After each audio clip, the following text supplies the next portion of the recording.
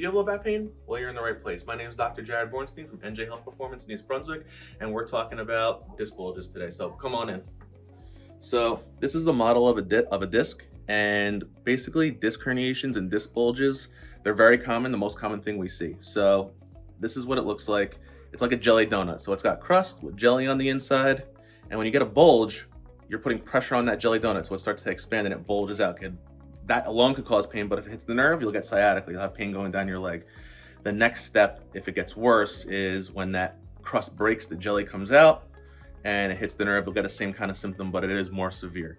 The thing we do to fix these is we have our chiropractic, physical therapy, and acupuncture, which is really great and gets the job done a lot of the times, but sometimes we need something else, and that something else is spinal decompression. So come on in, I'm gonna show you how that works.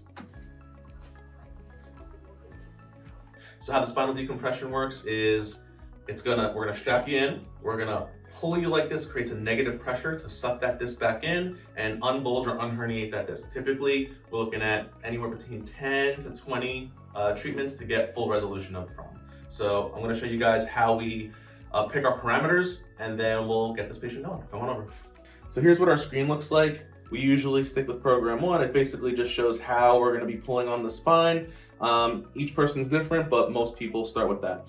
We always do 15 minutes. Angle is set to 0 right now because she has an L5-S1 disc bulge.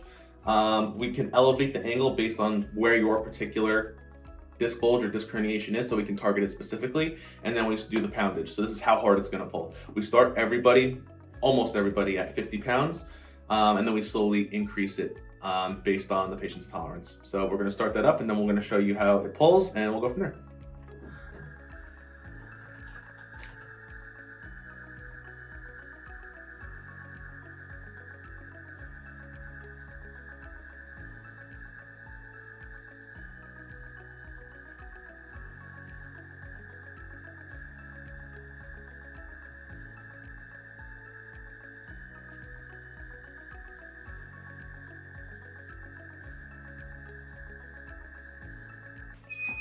All right, so now that this patient is done with her spinal decompression, she'll go on to whatever else we have her assigned for, whether that's physical therapy, shockwave, more chiropractic care.